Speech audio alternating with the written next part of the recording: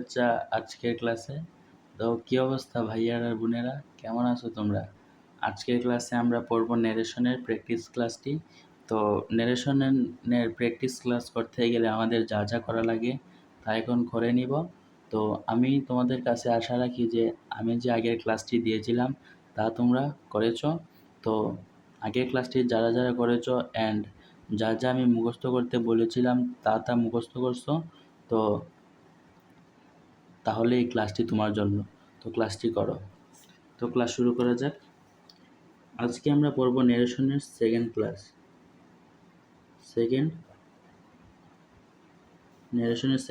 পড়ব।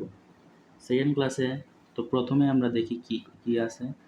প্রথম বলছে যে ফার্স্ট পারসন ধরবে, মানে ফার্স্ট পারসন ধরবে কাকে? সাবজেক্টকে। আর সেকেন্ড পারসন ধরবে, ফার্স্ট পারসন ধরবে সাবজেক্টকে আর সেকেন্ড পারসন ধরবে অবজেক্টকে। তো এই দুইটা লাইন দ্বারা তুমি যদি কিছু না বুঝো তাহলে দরকার না, একটু পরে ভাইয়া বুঝাইতেছি, ঠিক আছে ভাইয়া? একটু পরে বুঝাইতেছি, চিন্তা করিও না।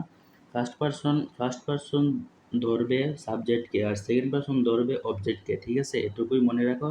আর না বুঝলে ভাইয়া বুঝাইতেছি, একটু ওয়েট করো। সব তো দেখা যাইতেছে। তারপর দেখো ভাইয়া, আমরা অ্যাসার্টিভ সেন্টেন্স, যখন অ্যাসার্টিভ সেন্টেন্স থাকবে তাহলে এই অ্যাসার্টিভ সেন্টেন্সকে আমরা কিভাবে ন্যারেশন করব, তাহলে আসো আমরা একটু দেখি। যেমন প্রথমে আছে কি, তামিম সেড টু নীলা, তারপর এটা হলো ক্ষমা আর এটা হলো ইনভার্টেড ক্ষমা, বুঝছো? তো প্রথমে আছে Tamim shed to Nila, I am your cousin. তো এই লাইনটার আমরা কিভাবে ন্যারেশন করব, অ্যাসার্টিভ সেন্টেন্সে কিভাবে ন্যারেশন করব দেখো। যেমন তামিম সেড টু নীলা, প্রথমটা যেভাবে আছে সেভাবেই বসাই দিছি, বাট আমরা ইনভার্টেড ক্ষমা তুলে দ্যাট ব্যবহার করছি।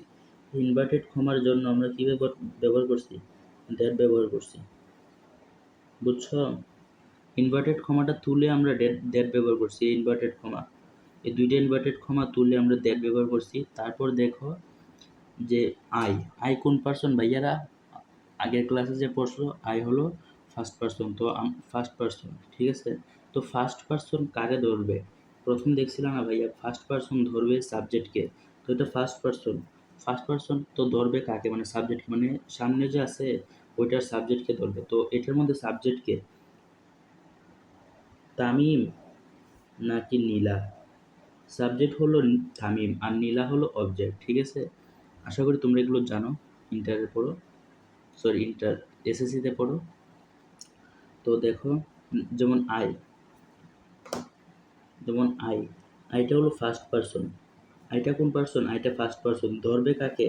এই ধরবে সাবজেক্টকে, ফার্স্ট পারসন ধরবে সাবজেক্টকে।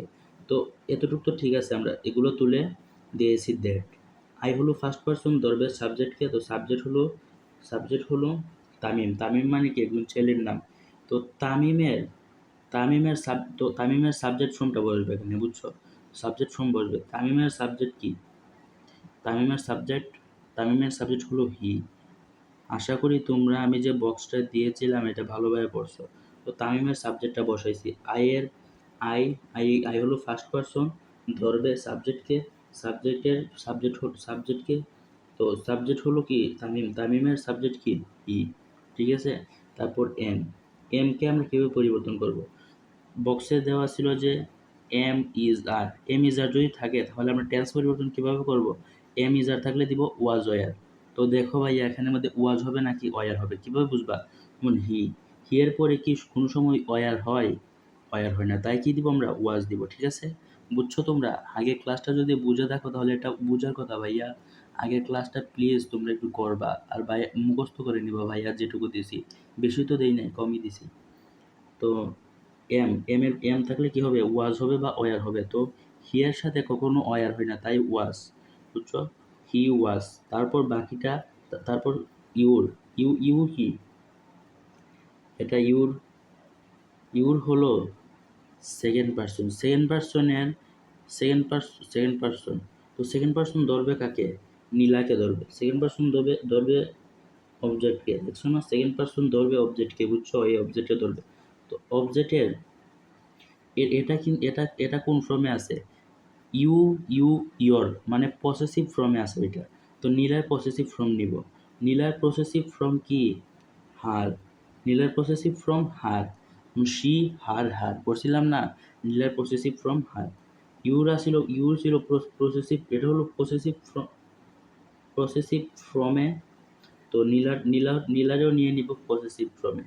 তারপর কি করব? বাকিটা যেভাবে আছে সেভাবে লিখে দিব, তারপর একটা ফুল স্টপ।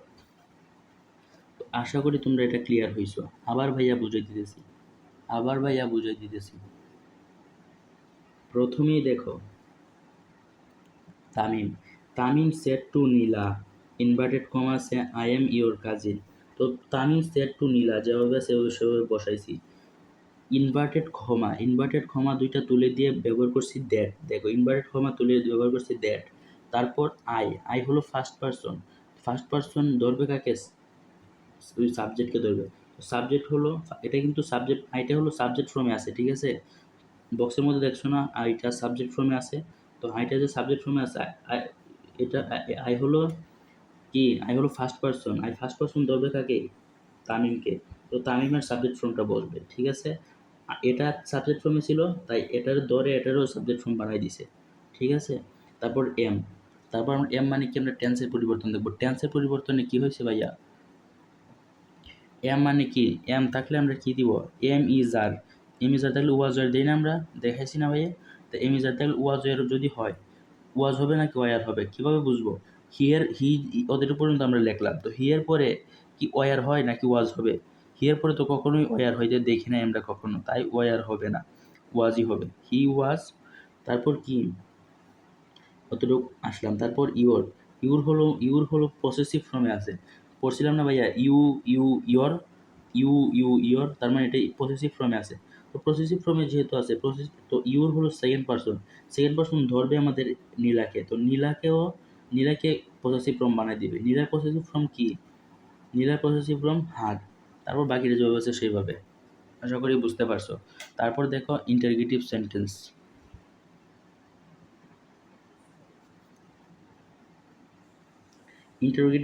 ইন্টারোগেটিভ মানে হলো প্রশ্নবোধক। ইন্টারোগেটিভ মানে কি? প্রশ্নবোধক। তো দেখো, the old man said to the girl, inverted can you give me some food. এই দেখো আছে কি? প্রশ্নবোধক চিহ্ন আছে। তারপর দি তারপর তো এটা হলো এই সেন্টেন্সটা হলো ইন্টারোগেটিভ সেন্টেন্স। কীভাবে বুঝবো? ইন্টারোগেটিভ সেন্টেন্সের লাস্টে আমাদের কি থাকবে? প্রশ্নবোধক চিহ্ন থাকবে। কিভাবে বুঝবা? প্রশ্নবোধক চিহ্ন থাকলে বুঝবো এটা ইন্টারোগেটিভ সেন্টেন্সের কাতারে পড়ে। তো এটা আমরা কিভাবে করব? দি ওল্ড ম্যান সেট টুর বদলে আমরা কি করে দিব? সেট টুর বদলে আমরা দিয়ে দিব আস্কড। সেট টুর পরিবর্তনে দিব কি? আস্কড দিব। সেট টুর পরিবর্তন করে দিব আস্কড। The girl. তারপর দেখো, এই ইনভার্টেড কমা আমরা তুলে কি দিছি? ইফ দিছি। ইনভার্টেড কমাটা তুলে ইফ দিছি। এই দেখো আরেকটা ইনভার্টেড কমা। এই দেখো ইনভার্টেড কমা তুলে কি দিছি? এই দুইটা ইনভার্টেড কমা তুলে কি দিছি? ইফ। আগে কি দিয়েছিলাম? ইনভার্টেড কমা তুলে দ্যাট দিছিলাম। তো ইন্টারগেটিভ সেন্টেন্স মানে প্রশ্নবোধক চিহ্ন থাকলে আমরা ইন্টারগেটিভ কি এটা তুলে মানে ইনভার্টেড কমা তুলে ইফ দিব। তারপর আমরা কি দিয়ে শুরু করব? ও সাবজেক্ট কই আছে? যেমন এটাও এই পাইলাম। এটার কি? এটার এটা হলো সেকেন্ড পার্সন ধরবে কাকে? অবজেক্টকে ধরবে। সেকেন্ড পার্সন ধরবে এই অবজেক্টকে। সেকেন্ড পার্সন ধরবে আমাদের অবজেক্টকে। অবজেক্ট হলো গার্ল। গার্ল গার্ল গার্লের সাবজেক্ট কি? এটা ছিল সাবজেক্টে, তো এটারও সাবজেক্ট নিব, গার্লেরও সাবজেক্ট নিব। এটা যেহেতু এটার ধরছে, তো এটার সাবজেক্ট ফর্ম কি? শি। এই তো নিলাম শি। তারপর শি। তারপর এখানে ক্যান রয়েছিল না? তো ক্যান থাকলে কি হয় ভাইয়া? ক্যান থাকলে হয় কুড। কই পড়ছি আমরা? এই দেখো, ভেবে দেখো। ওয়ার্ড পরিবর্তন আমরা পড়ছিলাম। ক্যান থাকলে হয় কুড। তো সেই কুড বসাইলাম। তারপর গিভ বসছে। তারপর মি কোন পার্সন ভাইয়া? মি হলো first person, me first person, ধরবে কাকে? এই ওল্ড ম্যানকে ধরবে, এই তো ধরবে ওল্ড ম্যানকে। ওল্ড ম্যান যদি ধরে, ওল্ড ম্যান কি মহিলা নাকি পুরুষ? অবশ্যই পুরুষ। তাই মি, মি কোন ফর্ম ভাইয়া? মি হলো আই, মি, মাই, তার মানে মি হলো অবজেক্ট ফর্ম। তো ওল্ড ম্যানের অবজেক্ট ফর্ম কি? ওল্ড ম্যান মানে হলো একটা পুরুষ, পুরুষ মানে কি? হি, হি এর অবজেক্ট, অবজেক্ট ফর্ম কি? হিম, হি, হিম, ঠিক আছে? হিম বসছে, বুঝাইতাম পারছি ভাইয়া আমি? হিম বসছে, তারপর বাকিটা যেভাবে আছে সেভাবে বসাই দিছি। আবার বুঝাইতেছি ভাইয়া, আমি একটাও এক্সাম্পল দিয়ে বুঝাইতেছি, তাই বারবার বুঝাইতেছি ভাই, বারবার। দি old man said to the girl, যেভাবে আছে সেভাবে আছে। তো আমরা কিভাবে পরিবর্তনটা করব? এটা হলো ইন্টারগেটিভ সেন্টেন্স। কিভাবে বুঝবো? এখানে কি আছে? প্রশ্নবোধক চিহ্ন আছে, প্রশ্নবোধক চিহ্ন থাকায় আমরা এটা বুঝবো এটা ইন্টারগেটিভ সেন্টেন্স। তো এটার পরিবর্তনটা কিভাবে করব? ইন্টারগেটিভ যদি সেন্টেন্স থাকে তাহলে সেড টুর বদলে দিব asked, the old man, the old man, said টুর বদলে দিলাম আস্কড, তারপর the girl, the girl. Inverted comma আমরা তুলে দিলাম কি? ইফ দিলাম, ইনভার্টেড কমা তুলে ইফ দিলাম। তারপর তারপর আমরা সাবজেক্টটা নিব, ইউ, ইউ নিব, ইউ তো আছে সাবজেক্ট ফর্মে, তো ইউ হলো কি কোন পার্সন? আগে আমরা প্রথম দেখছিলাম না পার্সন চেঞ্জ করছিলাম না, তো পার্সন পরিবর্তন, তারপরে বাকিগুলো। তো পার্সন পরিবর্তন মানে কি? ইউ হলো সেকেন্ড পার্সন, সেকেন্ড পার্সন ধরবে কাকে? অবজেক্টকে ধরবে। তো অবজেক্ট, এটা হলো সাবজেক্ট ফর্ম। সাবজেক্ট ফর্ম কীভাবে বলছিলাম? আমরা সাবজেক্টে একটা সিরিজ দিয়েছিলাম, সিরিজের মধ্যে ইউ ছিল নি, তো ইউটা হলো সাবজেক্ট ফর্মে আছে, তো গার্লের সাবজেক্ট ফর্ম হলো শি। তারপর ক্যান। ভাবতে পারো যে আগে কেন ক্যান দিয়ে শুরু করি নাই? প্রথমে তো বাক্যের শুরুতে সাবজেক্ট থাকে, তাই সাবজেক্ট দিছি। তারপর ক্যান, ক্যান, ক্যান থাকলে কি হয় ভাইয়া? কুড হয়। ক্যান থাকলে হয় কুড। তারপর গিভ, গিভ। মি হলো কি? মি হলো অবজেক্ট, আই, মি, মাই। তো মধ্যেটা না, মধ্যেটা মানে কি? অবজেক্ট। তো মি আছে অবজেক্ট ফর্মে, তো মি মানে ফার্স্ট পারসন ধরবে কারে? ওল্ড ম্যানরে ধরবে। তো ওল্ড ম্যানের নিব, ওল্ড ম্যানের অবজেক্ট ফর্ম নিব। তো ওল্ড ম্যান হলো পুরুষ, পুরুষ মানে হি ব্যবহার করি। তো হি এর অবজেক্ট ফর্ম হলো হিম। বাকিটা যেভাবে আছে সেভাবে। আমি আশা রাখি তোমরা এটা বুঝছো, ঠিক আছে? তারপর দেখো ইম্পারেটিভ সেন্টেন্স। ইম্পারেটিভ সেন্টেন্স কি? Shubho said to Niloy, comma, inverted comma, তারপর শার্ট দ্য ডোর, মানে দরজাটি বন্ধ করো, মানে দরজা বন্ধ করার কথা বলছে।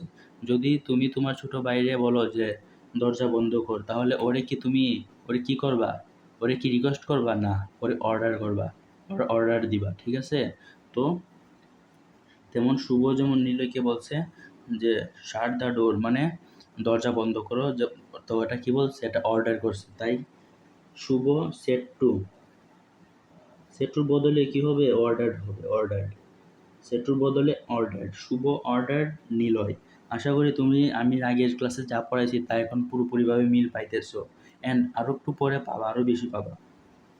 শুভ said to Niloy, said to মানে সেটুর বদলে অর্ডার্ড, বুঝছো? যদি এটা রিকোয়েস্ট একটা বাক্য হইতো, তাহলে রিকোয়েস্ট একটা বাক্য হইলে যদি থাকতো, যদি প্লিজ, প্লিজ, প্লিজ যদি থাকতো, তাহলে প্লিজ মানে আমরা কেন বলি? তো মানে রিকোয়েস্ট করার সময় বলি না, তো রিকোয়েস্ট করার সময় যখন বলি তাহলে এটা রিকোয়েস্ট হইতো। তো এটা যেহেতু অর্ডার, আদেশকে দিছে, তাই এটা অর্ডার। নিলয় এ দুইটা তুলে দিয়ে, সরি, ইনভার্টেড কমা তুলে দিয়ে ব্যবহার করছি টু। ইনভার্টেড কমা যখন তুলে দিয়ে ব্যবহার করি আমরা টু, ইনভার্টেড কমা তুলে দিয়ে ব্যবহার করছি কি? টু ব্যবহার করছি। ইন্টারগেটিভ সেন্টেন্সে ব্যবহার করছিলাম আমরা কি? ইন্টারগেটিভ সেন্টেন্সে ব্যবহার করছি ইফ। সাধারণ একটা বাক্য মানে অ্যাসার্টিভ সেন্টেন্সে ব্যবহার করছি দ্যাট। এখন ইন্টারগেটিভ সেন্টেন্সে ব্যবহার করছি ইফ। ইম্পারেটিভের মধ্যে ব্যবহার করছি টু। ইম্পারেটিভ মানে কোনগুলো? মানে আদেশ দিয়ে, উপদেশ দিয়ে, এগুলো হলো ইম্পারেটিভ। এগুলোর মধ্যে আমরা কী ব্যবহার করছি? টু ব্যবহার করছি। তারপর দেখো shut the door, shut the door simple. আশা করি বুঝতে পারছো। তো এখন আমরা পড়ব মানে অনুমতি। অনুমতি মানে এটা আমরা কীভাবে বুঝবো যে একটা বাক্যকে অনুমতি বুঝাইতেছে? বাক্যের মধ্যে যদি লেট থাকে তাহলে বুঝবো অনুমতি বুঝাইতেছে। তো আমরা এক্সাম্পল দেখি।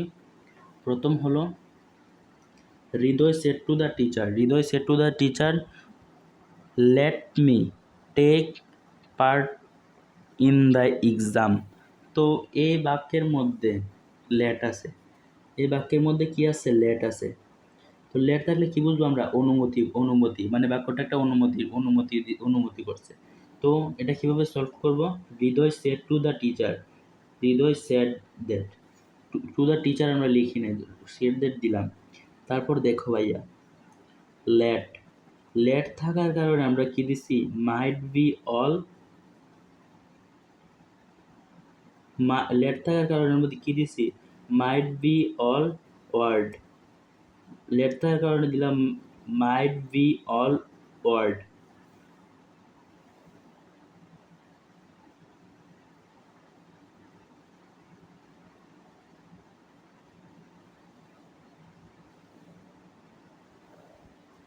লেট থাকার কারণে দিলাম মাইট বি অল ওয়ার্ড। তারপর এটা তুলে দিলাম, দেখো। তারপর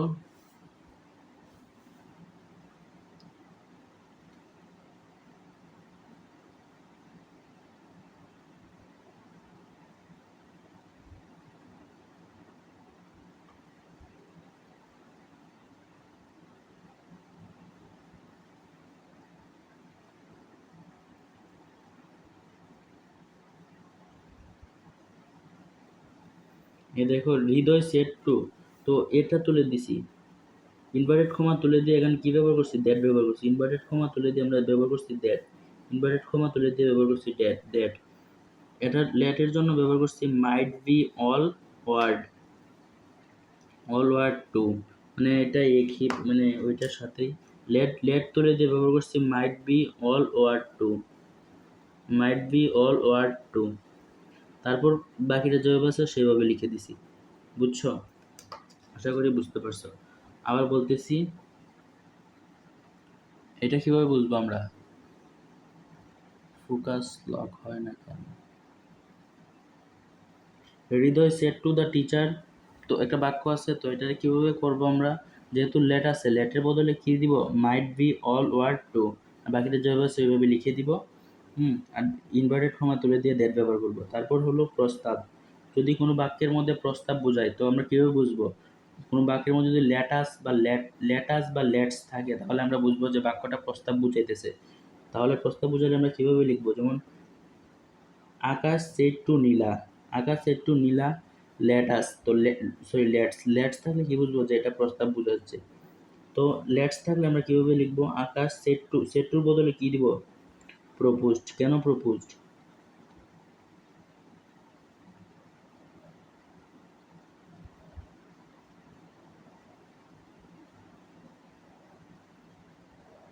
সেটুর বদলে আমরা দিতেছি প্রপোজড। কেন? কারণ এটা প্রস্তাব বুঝাইছে। তো আমরা কাউকে যদি কোনো প্রস্তাব বোঝায়, যেমন একটা ছেলে যখন একটা মেয়েকে প্রস্তাব দেয়, কিসের প্রস্তাব? আশা করি তোমরা বুঝছো কিসের প্রস্তাব। ছেলেটা কিসের প্রস্তাব মেয়েটাকে দিবে। তো এই প্রস্তাবটা যখন বোঝায়, তাহলে সেটাকে বলে প্রপোজড। অনেকেই অলরেডি অনেক প্রপোজ করে অনেককে। তো দেখো, মানে প্রস্তাব যদি বোঝায় তাহলে আমরা সেট টুর বদলে দিব প্রপোজড। কিভাবে বুঝবো এটা প্রস্তাব বোঝাচ্ছে? লেটস থাকবে বা লেটাস থাকলে বুঝবো প্রস্তাব। আর যদি প্রস্তাব বোঝায় তাহলে আমরা সেট টুর বদলে দিব প্রপোজড। তারপর প্রপোজ, তারপরে এইটা আর এটা তুলে দিয়ে দিব দ্যাট, কি দিব? দ্যাট। তারপর দিব ঋণী। তো তোমরা বলতে পারো যে আগে কেন ঋণী দেই নাই? আগে যদি ঋণী দেই তাহলে আকাশ প্রপোজ ঋণী দ্যাট, মানে বাক্যটা কোনো মিল পাওয়া যাবে না, তাই মানে আগে ডেট দিলাম তারপর ঋণ দিলাম, কোনো প্রবলেম নেই। যেমন এখন কি হয়েছে? আকাশ প্রপোজড দ্যাট ঋণী। বুঝছো? তারপর আমরা কি দিব? লেটস বা লেটাস থাকলে আমরা দিব এগুলো, এটা তুলে দিয়ে দিব, লেটাস বা লেটস তুলে দিয়ে দিব শুড, শুড। লেটাস বা লেটস তুলে দিয়ে দিব শুড। তারপর রিড দ্য বুক। ঠিক আছে? বুঝছো? আশা করি বুঝছো।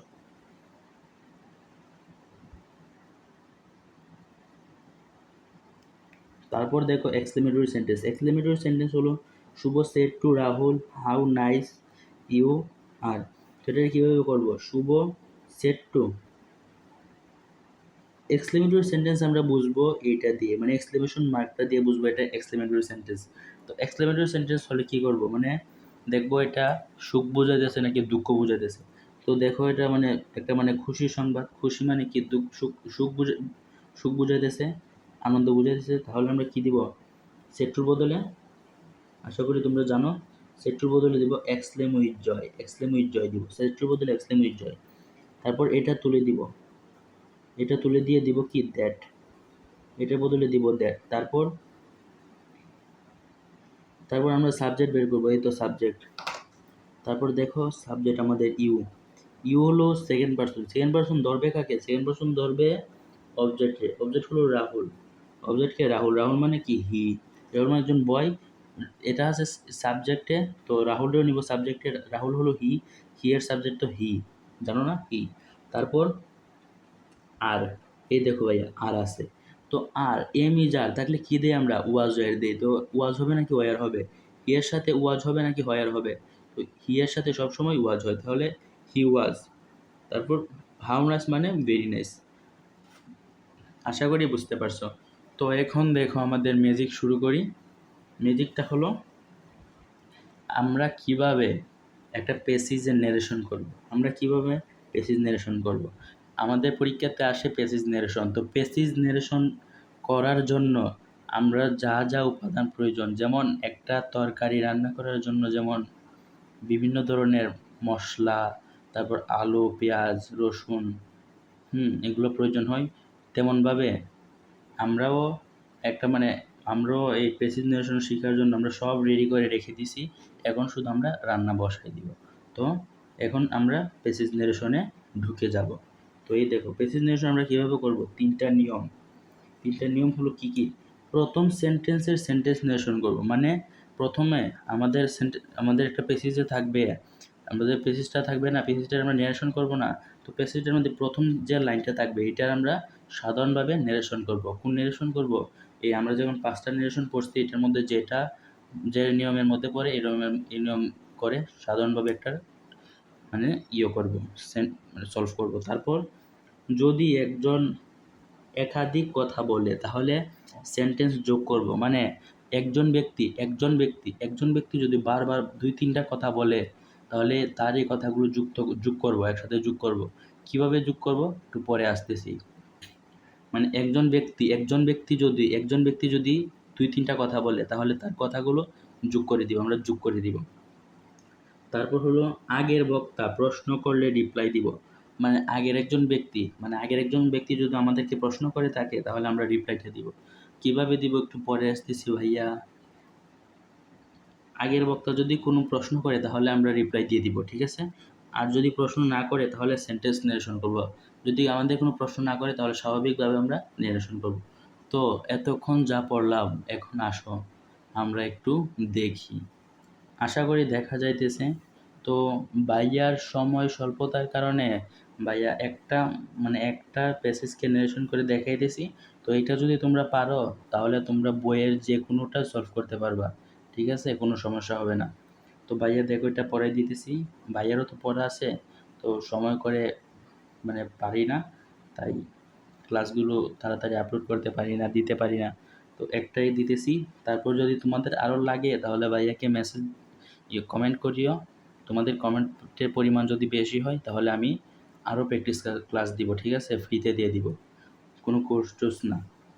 অ্যান্ড ভাইয়া এটা আশা রাখি যে তুমি যদি ভাইয়ার এই ক্লাসগুলো করো তুমি জীবনেও ন্যারেশন আটকাবা না, তুমি নিজে প্রমাণ থাকবা, ঠিক আছে। দেখো তাহলে, father said to Rina, father said to Rina, do you know why I have sent the school? Rina said, yes, I know. I have been sent the school to reverse education. Right, said he. তো এইটা হলো আমাদের একটা passage narration. আমাদের পরীক্ষার মধ্যে এরকম আকারে থাকবে। তো আমরা কিভাবে আনসারটা করব দেখো, খুবই সহজ ভাইয়া, খুবই সহজ। প্রথমটা দেখো, আমরা প্রথম নিয়মে পড়েছিলাম কি, যে প্রথম যে সেন্টেন্সটা থাকবে ওইটা স্বাভাবিকভাবে সেন্টেন্স ন্যারেশন করব। কিভাবে করব? Father said to Rina, do you know why I have sent the school. তো এতটুকু পর্যন্ত একটা বাক্য, বুঝছো? এই দেখো বাক্যের শেষে আছে কি ইন্টারগেটিভ সেন্টেন্স। তো ইন্টারগেটিভ সেন্টেন্স যদি থাকে তাহলে আমরা কীভাবে করব? সেট টুর বদলে কি দিব আমরা? ইন্টারগেটিভ সেন্টেন্সের মধ্যে সেট টুর বদলে দিব কি আস্কড দিব। তো দেখো ফাদার সেট টুর বদলে দিলাম আস্কড, রিনার বদলে দিলাম রিনি, সরি রিনির বদলে দিলাম রিনা নাকি রিনি, রিনা, রিনা, রিনা। ফাদার সেট টুর বদলে দিলাম আস্কড, রিনার বদলে দিলাম রিনা, রিনা মানে রিনা। তারপর এই ইনভার্টেড কমাটা আরেকটা কই, এখানে ইনভার্টেড দুইটা ইনভার্টেড কমা, এই দুইটা ইনভার্টেড কমা তুলে দিয়ে দিলাম ইফ, ইনভার্টেড কমা তুলে দিলাম ইফ। তারপর আমরা সাবজেক্ট খুঁজবো। তো সাবজেক্টটা কই, এই দেখো আমাদের সাবজেক্ট। তো এটা হলো সেকেন্ড পার্সন, সেকেন্ড পার্সন ধরবে কারে? রিনির অবজেক্টে ধরবে। সেকেন্ড পার্সন যদি অবজেক্টে ধরে তো এটা হলো সেকেন্ড পার্সনের সাবজেক্ট তালিকার মধ্যে পড়ে। তো রিনারও সাবজেক্ট তালিকার মধ্যে ফালাবো। রিনা হলো শি, রিনা মানে একজন মেয়ে, তাই হলো শি। তো রিনা যেহেতু শি, তো শি এর সাবজেক্ট তো শি হয়, তো শি দিলাম, বুঝছো? তারপরে নো হোয়াই, নো হোয়াই। তারপরে হলো আই, আই হলো ফার্স্ট পার্সন, ধরবে কারে? এই ধরবে গিয়ে সাবজেক্টে।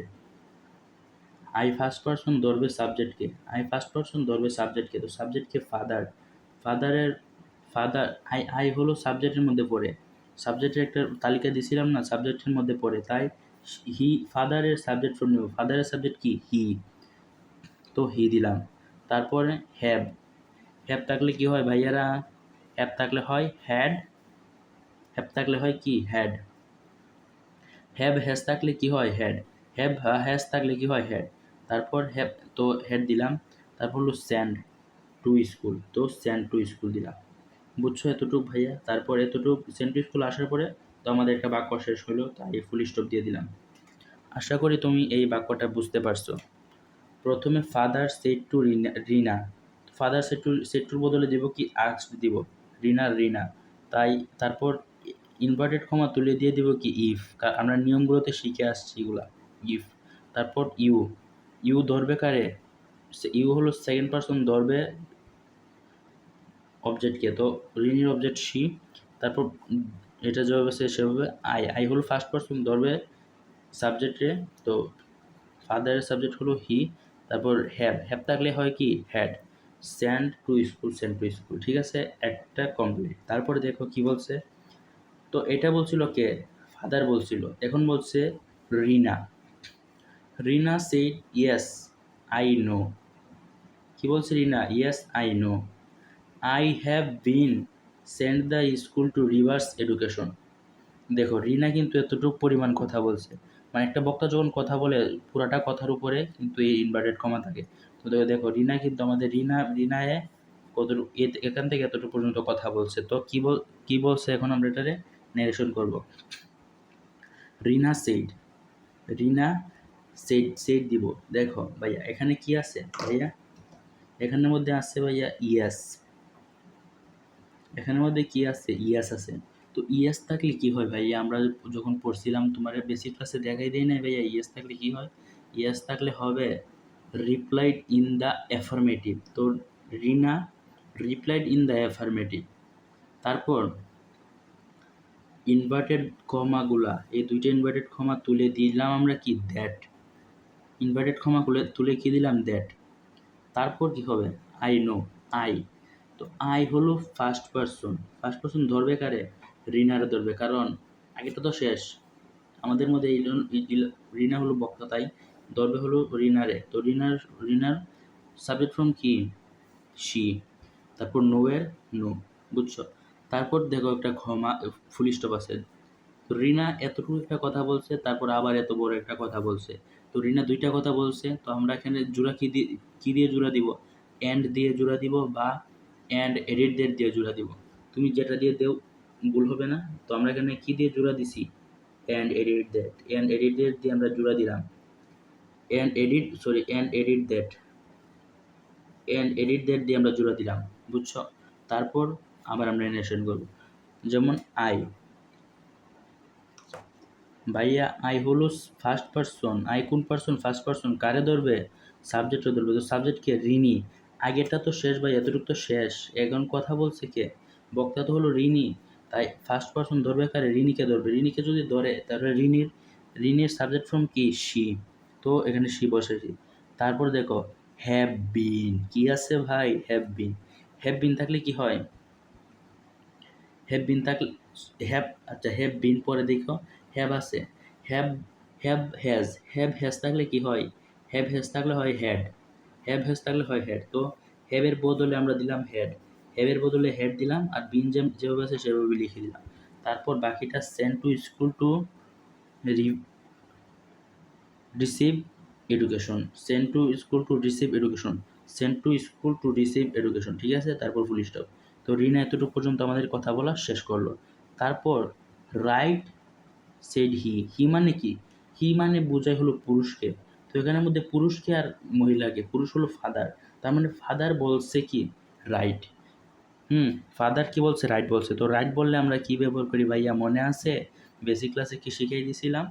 তো দেখো ফাদার, হি হি কে হি দিয়ে কাকে বোঝাইছে? হি দিয়ে বোঝাইছে আমাদের ফাদারকে। কারণ হি হলো পুরুষ। পুরুষ মানে কি? বাবা। বাবা মানে ফাদার না এখানে? তো ফাদার কি বলছে? Father said that. Father said that কেন হয়েছে? কারণ আমরা এই দুইটা তুলতে হবে। এই দুইটা তোলার জন্য আমরা কি ব্যবহার করব? দ্যাট ব্যবহার করব।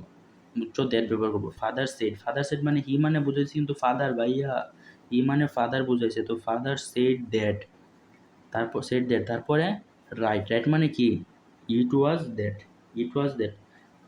তো এই ছিল আমাদের একটা প্র্যাকটিস ক্লাস। আমি আশা করি তুমি এইটা ভালোভাবে বুঝতে পারছো।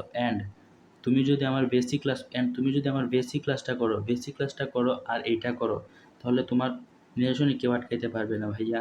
আর তুমি নিরসনে ভালো করার জন্য তুমি এতটুকু যে ভাইয়া পড়াইছি, তারপর তুমি কি করবা?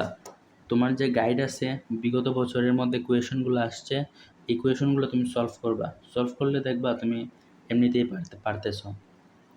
তো এই ছিল আমাদের আজকের ক্লাস। তো ন্যারেশনের জার্নিটা তোমাদের কেমন লাগলো অবশ্যই ভাইয়াকে কমেন্ট করে জানাবা। আর যদি ন্যারেশনের আরও এরকমভাবে প্র্যাকটিস তোমরা করতে চাও, তাহলে কমেন্ট করে ভরিয়ে দাও। যদি কমেন্টের পরিমাণ বেশি হয় তাহলে ভাইয়া ফ্রিতে আরও প্র্যাকটিস ক্লাস করাবো, বুঝছো? তো আমার সাথে ন্যারেশনের জার্নিটা শেষ করার জন্য তোমাকে অনেক ধন্যবাদ। অ্যান্ড পরবর্তীতে আমার কাছে কী ক্লাস চাও অবশ্যই কমেন্ট করে জানাবা।